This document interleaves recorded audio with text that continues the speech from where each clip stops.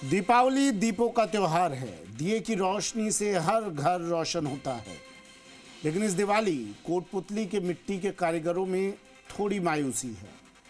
वजह है दियों की बिक्री न होना और रोजी रोटी का संकट। कारीगर परेशान हैं और मन में सवाल है कि आखिर कैसे रोशन होगी उनकी दिवाली।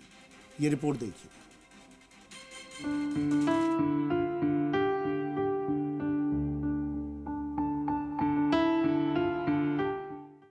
दीपों का पर्व दीपावली खुशियां लाता है। चारों तरफ रोशनी और आतिशबाजी से वातावरण और खुशनुमा हो जाता है। बाजारों में साज सज्जा के सामान और बम पटाखों की वैरायटी ग्राहकों को आकर्षित करती है। हर चेहरे पर मुस्कान होती है, लेकिन कोटपुतली बहरोड के कुम्हारों के चेहरे की मुस्कान गायब है।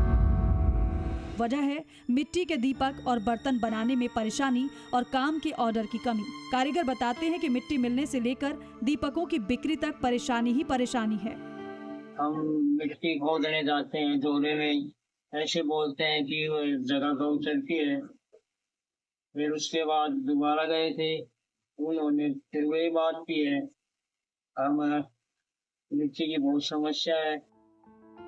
जिस गांव में घूमती चाक की आवाज कुम्हार बस्ती की पहचान हुआ करती थी, अब वही चाक घर के कोने में ठहरी पड़ी है। कुम्हार विष्णु कुमावत का कहना है, पहले दीपावली से 1 महीना पहले ही ऑर्डर मिलने लगते थे। अब लोग चीनी लाइटें और प्लास्टिक के दिए खरीद लेते हैं। वहीं पहले गांव के तालाबों और खेतों से चिकनी मिट्टी आसानी से मिल जाती थी, लेकिन अब तालाब पट चुके हैं, खेतों की मिट्टी भी बदल गई है। अब एक ट्रॉली मिट्टी बाहर से मंगवानी पड़ती है, जिसकी कीमत 3000 रुपए तक पहुंच चुकी है। मिट्टी महंगी मिलने से दीपक और बर्तन की लागत ज्यादा हो जाती है। मेहनत वही है, लेकिन कमाई मिट्टी में मिल गई है। हम सभी को मिट्टी की समस्या आ रही है। जहाँ मिट्टी खोद के लाने जाते थे, वहाँ मिट्टी खोदने नहीं दी जा रही है, और उसमें जहाँ खोदते थे उस खाने को बंद कर दिया गया। जैसे हम 1 रुपए का एक बेचते हैं, तो आपको पूरी मेहनत मिल जाती है? नहीं मिलती है।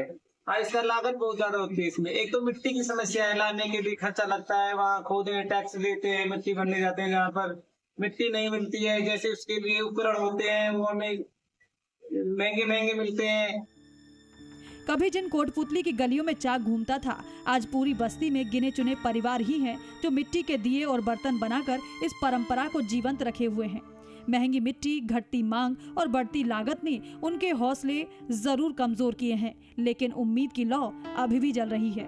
अब मिट्टी के कारीगरों को सरकार और लोगों से उम्मीद है कि उनकी कला को प्रोत्साहन मिले और लोग ज्यादा से ज्यादा मिट्टी के दिए और सामान खरीदें, जिससे इनके हुनर को बल मिले और मिट्टी के कारीगरों का घर भी खुशियों की रोशनी से रोशन हो सके।